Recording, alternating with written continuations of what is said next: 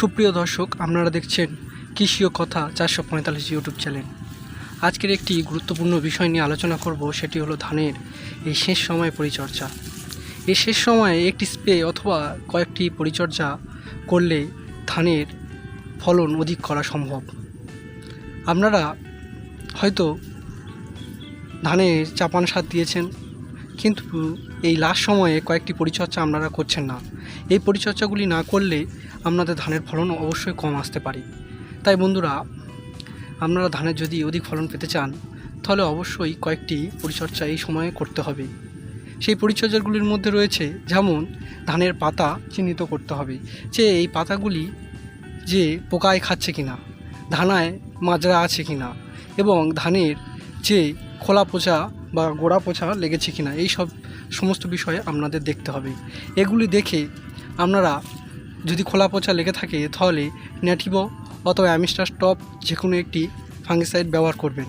এছাড়াও আপনারা যদি পাতা খায় বা পাতা কুঁকড়ে দেয় বা পাতা গোল করে দেয়, এমন যদি কোনো লক্ষণ দেখতে পান ধানের, যে ধানের পাতা খেয়ে নিচ্ছে, ধানের এই আগার পাতাগুলো দেখছেন কাটা রয়েছে, এরকম যদি লক্ষণ দেখতে পান, তাহলে অবশ্যই আপনাদের ব্যবহার করতে হবে একটু কড়া ডোজের ওষুধ। এই সময় ধান এখন গর্ভাবস্থায় রয়েছে, ধানের 3টি পর্যায়ের মধ্যে এখন শেষ পর্যায়ে চলছে।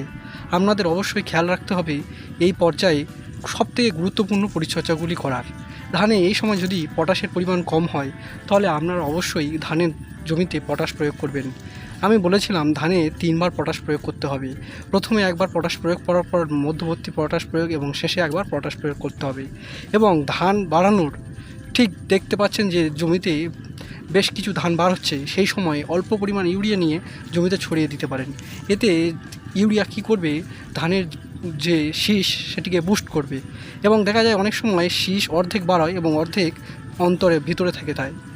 এই ভিতরে যে শীষ থেকে যায়, ইউরিয়া প্রয়োগ করলে অল্প পরিমাণ ইউরিয়া প্রয়োগ করতে হবে।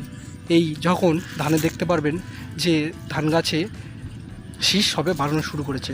এছাড়াও ধানের ফলন বৃদ্ধি করার জন্য আপনারা পিজিআর ব্যবহার করতে পারেন। এছাড়া ফ্লোরা, এছাড়াও আপনার যে কোনো পিজিআর, আপনারা গোল্ড সুপার ছাড়াও আপনারা যে কোনো পিজিআর ধানে ব্যবহার করতে পারবেন। এই সময়ে আর অতিরিক্ত সারের কোনো প্রয়োজন নেই। অতিরিক্ত সার এই সময় ধান গাছ খেতে পারে না। আপনারা সেই বিষয়টি অবশ্যই লক্ষ্য দেবেন, এবং এই ধানের এই বিশেষ পরিচর্যাটি না করলে আপনাদের সকল ক্ষেত্রে সমস্যা দেখা দেবে। বিশেষ করে 2টি পরিচর্যা যেটি আমি বারবার করে বলছি, সেটি হলো ধানের খোলা পচা লেগেছে কিনা, এবং ধানের যে দেখতে পাচ্ছেন এই ধান গাছের যে মধ্যবর্তী রয়েছে, এই মধ্যবর্তী এই শক্ত ডাঁটিটা ভালো আছে কিনা, সেই বিষয়টি আপনারা অবশ্যই লক্ষ্য দেবেন। এই শক্ত ডাঁটিটা যদি ভালো থাকে, তাহলে ঠিক আছে। আর যদি ধানের খোলা পচা বা এই খোলা থেকে ছেড়ে যাচ্ছে এমন অবস্থা দেখতে পেলে, অবশ্যই আপনারা ন্যাটিভো অথবা অ্যামিস্টার টপ যে কোনো একটি ব্যবহার করতে পারেন। এছাড়াও ধানের যে পাতা খাওয়া, এই দেখুন একটি ধানকে দেখাচ্ছি, এই যে দেখতে পাচ্ছেন এই আগাটি, এটি পাতা খেয়েছে।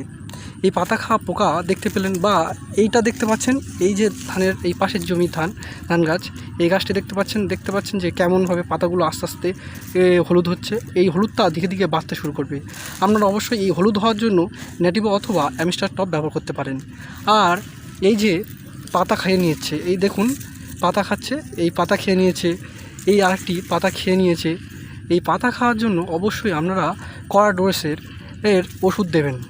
আপনারা হামলা দিতে পারেন, সবথেকে কম দামি মিসাইল কম দামে ওষুধের মধ্যে পড়ে। এছাড়াও আপনারা দামি ওষুধও ব্যবহার করতে পারেন। চেষ্টা করবেন এই সময় একটু দামি ওষুধ ব্যবহার করার।